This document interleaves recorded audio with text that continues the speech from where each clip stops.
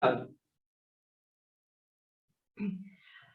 afternoon. My name is Margaret Ajibode.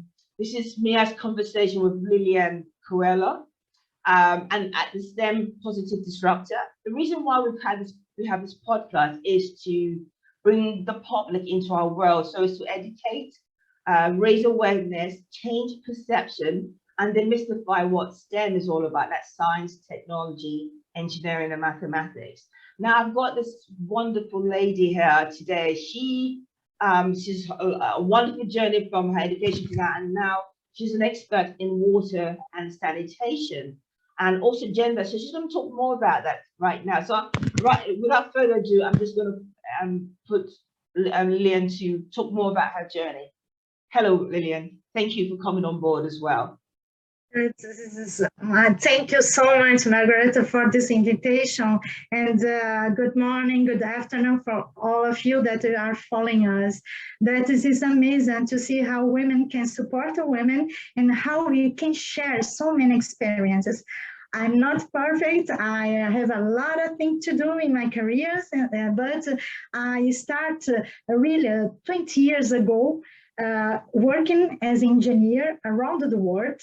And then I'm from Brazil. I was born in Brazil, but I'm in France, and I work for the French market, the international market, since 2000. And then I just am here to share my life, my experience in the technical programs.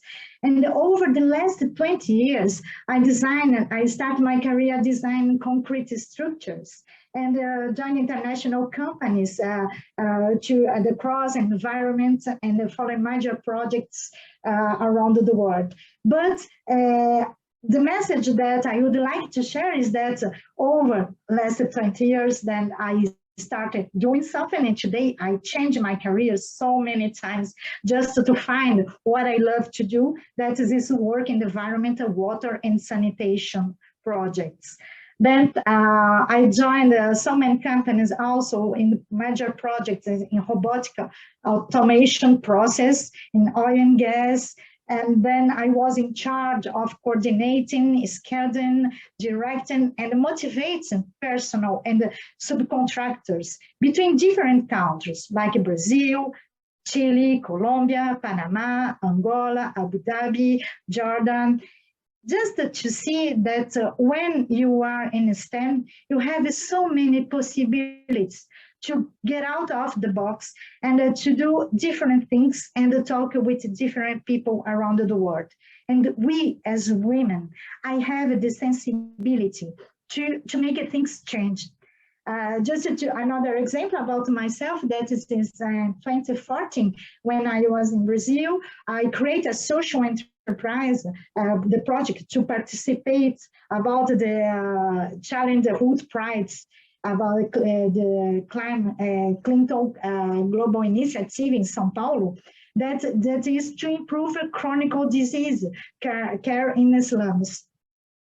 And that's shown that we as engineers, you can help so much the social sector. And recently, following the sustainable development programs in Suez, I'm as development director to the Agroparitek in the water and sanitation chair. I can manage and I can be focused with the future leadership and the water and sanitation agencies in Africa and Asia, and I hope soon in Latin America. Just some words. I don't know, Margaret, what do you think about it? I think it's wonderful. I mean, what you're showing is that, look, you started your journey, even though you started in an initial role, you've tried different roles until you found what you were passionate about. And your passion is water and sanitation and gender. And you also show that, look, engineers can make a huge impact in society. You developed a social enterprise in 2014 in Brazil, and that's the health side of technology. So what sort of tools, what is it that you developed that enabled, why did you feel you had to go in that path? This is very interesting how we as women, you can develop in my journey. Just to explain, when I always start the programs to talking with people and to talk, to understand the feeling how people are working, and to have the sensitivity to push people to be in positive word. That is how in if I have to give some tips about the start and the journey with your team and STEAM careers, is always never get down, always supporting and learning opportunities in the community, no matter where you are. And then I think that it is very important also to have a mentor.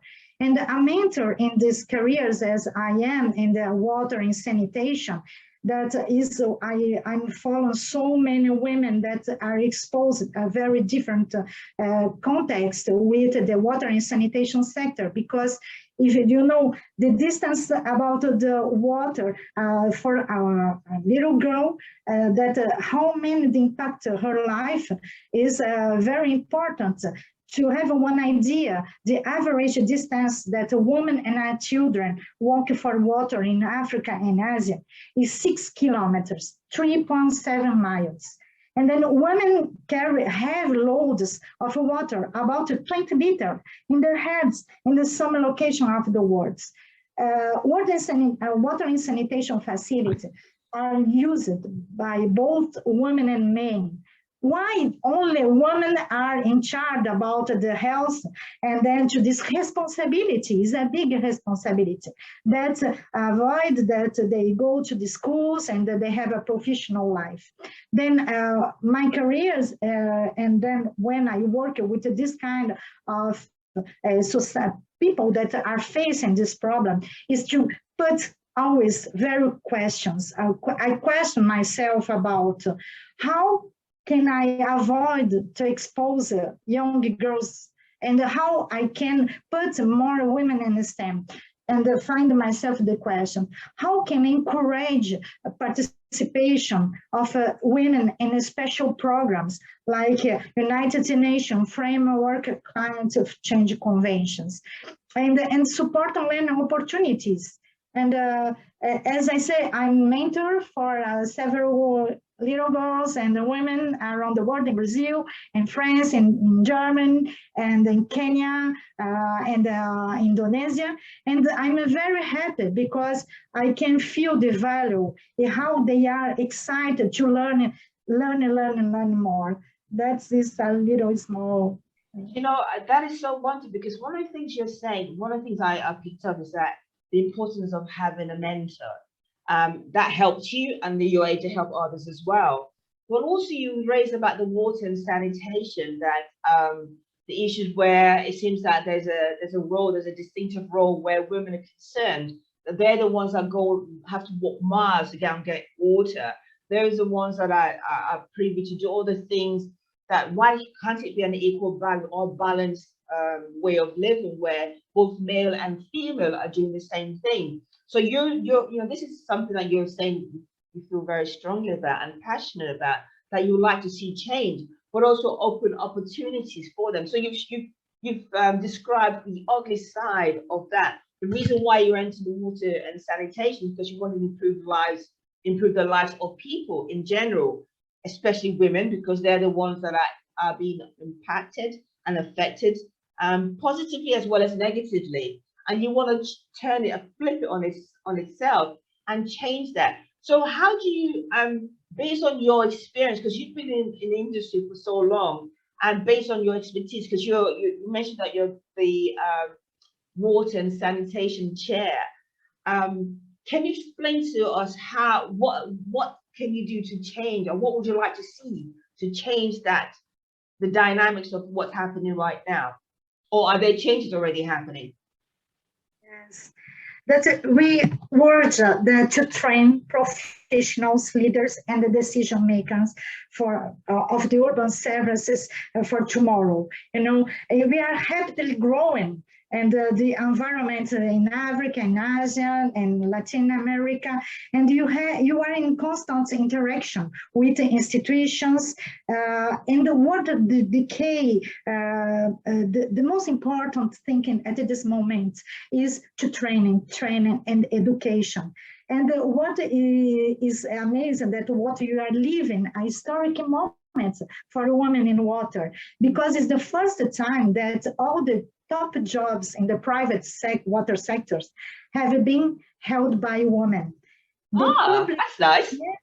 This is a very good news, because in America, in Europe, that the three major appointments since the start of this year have put a woman in charge of the top 5 private water companies worldwide. Wow. Sabrina Susan took over at Suez on 1st of February. Susan Hardwick was named the CEO of the American Water on 2nd of February, and you have Stella Brashnov that was named the CEO at Veolia in the start of these years. Then this proved that together with the now complete dominance of women also in the UK, the water sector is completely changed face of the private water industry. But the public agency is not like that, it's the opposite. Then that's this. So what would you propose to change that? Because in the private sector, they can see, they can understand the impact of having a diverse senior board, senior people in, so they're having women taking on those senior roles, which was not privileged to them many years ago. So we can see change. But what would you propose to change the dynamics concerning the public sector? Because that's what you're saying, really. Exactly, you are right, Margaret, because the experience that I have here in Europe is in America, that is quotes. I was against to have quotes for women inside the companies. Unfortunately, we see that when you have quotes and the companies need to avoid the tax, have more women in the companies and the administration. And then you start to put this process about the diversity. It's emotional intelligence that you make your team change. And then you see 5, 7 years after that we are increasing women in leadership and inspiring new women to think they are able also to do. Then that is what I would like to share with you, because the last week we were in Bonn in Germany, because you are preparing for the COP27 in Egypt in November. Yes. And then during the subside body of 56 that you implementation initiatives to intermediate review the progress of the other countries. And then during these 2 weeks, we will talk about the climate change, IPCC, what you are the carbon tax, but you have a specific point that is the gender action plan. And then this gender action plan, enhanced by the Lima Work Program, invites parties to promote gender balance in national delegations and inside the country. That is why I think that the private company are following the rules, because you have structural programs and the constituted bodies to strengthen the integration of a gender perspective in the different areas, and encourage governments parties to do in their countries. Then the reaction about private companies, because they are linked with the tax, is more close. Yeah, of course, yeah. But the key is go with the example come top down, If you don't give the example at the top, it's this, do what I say, but do not what I do. That's always been typical, wasn't it? But the thing is, though, we are very much aware this is an issue that's been going for so long. But now we can see changes, even though they may be not as fast as we like it to happen. But we can see that there are now people who understand the need for diversity in all different levels of the government in the public sector, as you just mentioned, are now top women in now taking senior position in the water industry, and that's wonderful. And you also talked about this COP26, and you have a meeting in Bonn, and how they're putting a declaration of, we want to see these changes based on these, and getting the public sector to do the same thing, because I think in a way it's not about, you talked about quotas, but it's not really about quotas. It's about being more effective and being more efficient in changing. And the only way you can do that is bringing people of different caliber, and it doesn't have to be the same type of people, because it's always been driven by men, because I think if you think about it, it's always been that way, because that's the world we lived in. But now we're having more different people of diverse background coming into the industry, which means that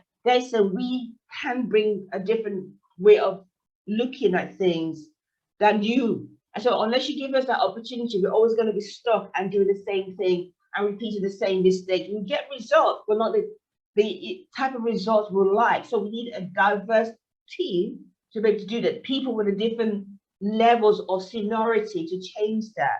So thank you for that. But what I would love to do is this, because you talk about water and sanitation, you talk about your passion to change and bring change to the world. What is it?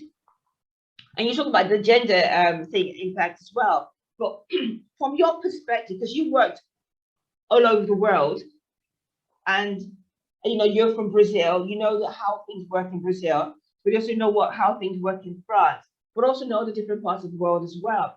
So from your perspective, based on what you're still seeing happening, what would you like to see change? How would you want to see it change?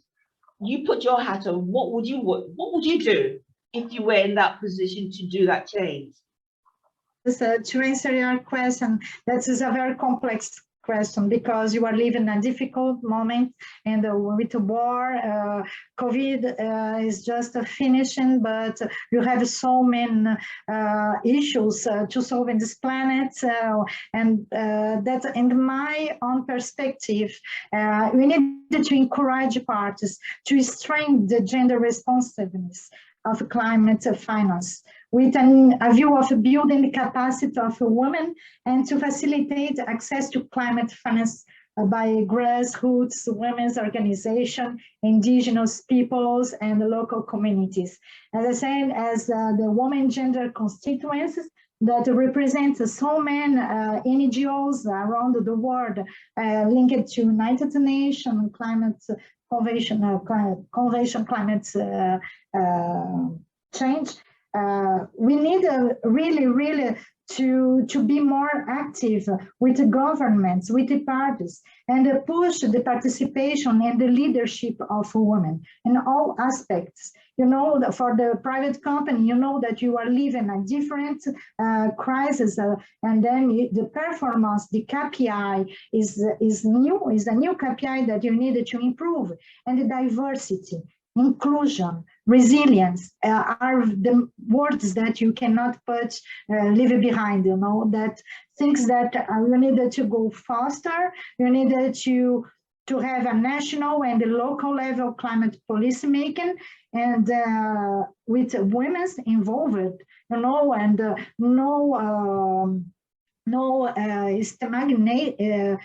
racism, no inequalities, no stigmatization, xenophobia, and then we need unequal power relation between women and men, and only laws and policy could bring that, because as I said, the example coming from the top to down, yes, top and down, and even we are NGOs that you are trying to push the society. If the parties give not the example, you cannot go so faster, and you need to accelerate. That is my fight, is how I'm working to the industry being more inclusive, and innovation, creating new KPIs and new performance. And then the media, you need a free media to share and give us the real feedback about what it is doing. And the most important is the capacity building programs. I think that you need to push for the capacity building and you can see South of Korea, how the 30 years they changed the social impact and the children's, how they are today. That is my point of view, but it's a very hard question. But but you've answered it so well, and I think in a way we have to address these questions, because there are questions that people are asking, but or are thinking about, maybe not asking in the right place because they don't have that opportunity to be within the cycles that are making those decisions.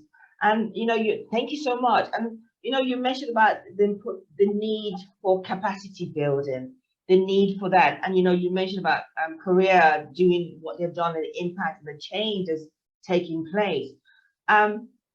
But you've actually so wonderful, because you talked about the good, the bad, and the ugly within the water industry, in the sense of we're now getting more women in senior position in the private sector. And the bad side of it is that in the public sector, there's still that struggle there. And the ugly side of it is that women seem to take the bulk of the negativities, in the sense they are the ones that do all the hard work, the grafting, going miles just to go and get water in Africa and Asia, and even maybe in Brazil. I don't know. In so many places all over the world, there are going to be pockets of those same issues going around. But we can also see that the industry is becoming more inclusive. So finally, what would you say, based on what you talked about the media, and I think having the media, free media, talking about the issue and spreading the right words, spreading the right messages, not, I think that's so important. Well, where the government, the education system, the institution, the industry itself, and then the media, how can we get them to collaborate together? Because we're looking at the now.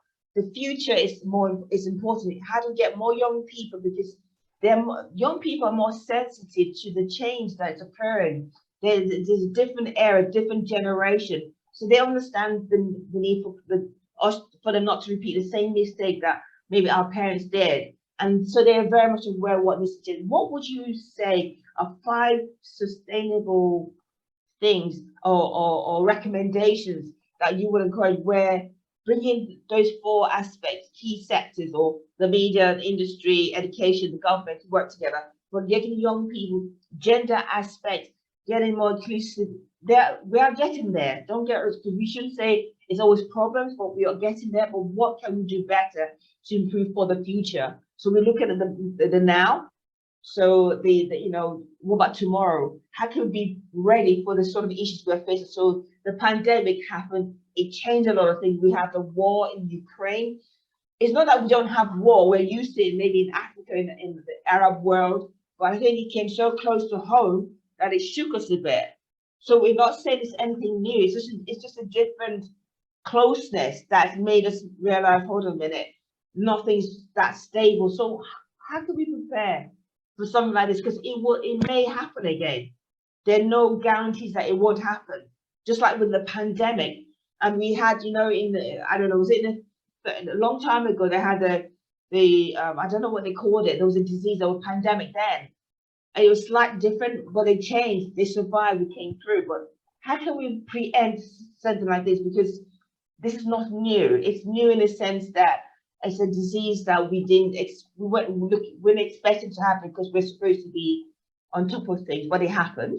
So how can we prepare? So give us 5 recommendations that you think that can help us to preempt and be, as you talked about innovation, preempt and be ready. Get also our skill set up to date, so that we have, when the young people are ready to go into industry, they're ready to do things. But also they don't have to be stopped, because your examples that you tried different roles so you found what was your passion. Thank you. I open to you.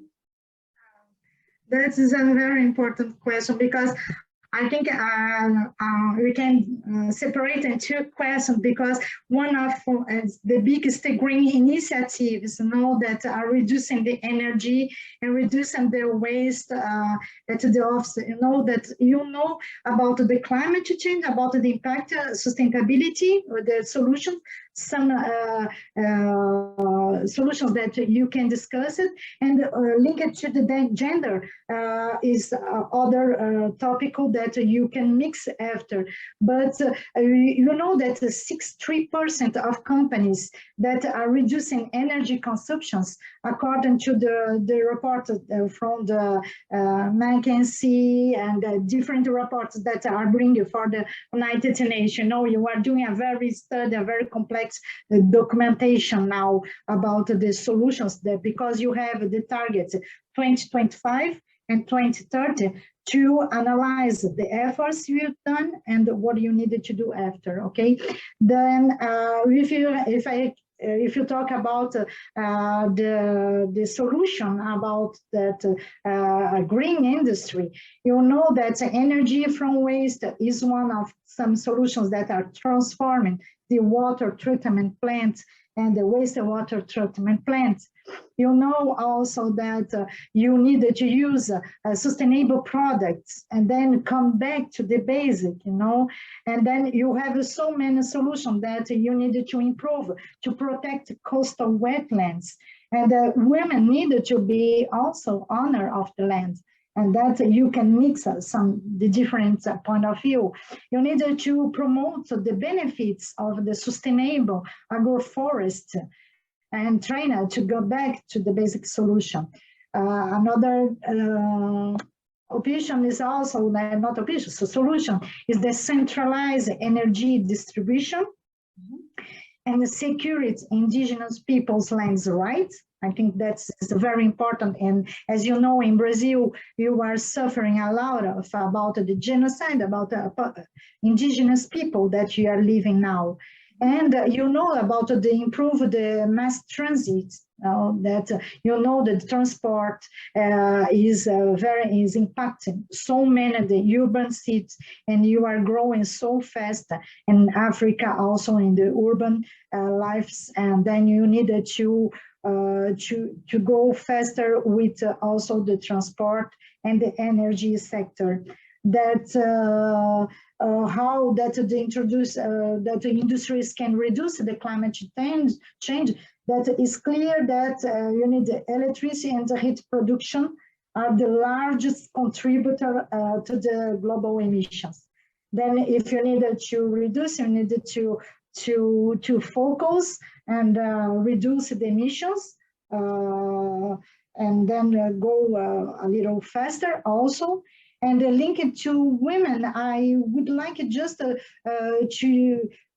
that you have 6 women's issues that explain the gap.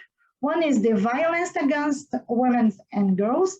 And if you have a society, recall that you have a capacity building program, training program for men, not only for women, that's both needed to understand what is living in a equal world. Gender pay gap, that the salary from women is down. Then if you wanted to go faster, you need also to have the equal pay, and then digital gender divided and not so much that artificial intelligence could make worse for women, because in the human resources they have a more resemble from the men and the leadership than women. Then automatical algorithm, you will not find the women. Then this is a very big urgent problem that you needed to solve. And then I think that the self-confidence, that also if you can push women to be more confident, they can go and broke stereotypes, and they will be representative about a new world. Indeed. Thank you so much. But something, I think the world is changing. And I think you made a good point. We've now got more women, as more inclusive or diverse in the senior level. So I hope that with more women or women or people with different background on the senior level will have an impact on how things are happening and change. So that hopefully will also cover the fact that you talk about gender, where violence against women, and changing cultural thinking as well, because I think it has a lot to do with our culture. It's, we accept things that we should not accept. But now we're getting women who have authority, women who are making decisions, and they will not like that sort of thing to happen to them. Hopefully they will also speak up for women in that respect. And having women owners as well, business owners, entrepreneurs, women changing their environment, being in that right position. Hopefully, as you are a wonderful role model, an example of what is possible, will also incite more young people, women, to say that if Lylian could do it, I can do it too. If the women that are in now senior positions, CEOs of big major companies can do it, I can do it too. So what we're showing is that there is possibility, the potential is there. And look at me, look at you. If I can do it, you can do it too. Because you talk about mentoring, that also enables to encourage and give more confidence to young women or women in general, because you talk about confidence. How can you gain confidence unless you're encouraged, or you have someone who can see your potential, who can get you out of, help you see that just because you're in this life now doesn't mean you need to accept it, but you can change it, isn't it? Like you change your life. And we didn't talk about your difficulties, but you're saying I tried different things and I found what was my passion. So, Lylian, I am so grateful for your, the wonders of your journey, your achievement, what you're doing, how you're impacting society from a water and sanitation, looking at gender, being involved in different levels to bring change, a positive change in society. And that, I am so grateful, so truly grateful. And thank you again for coming on board.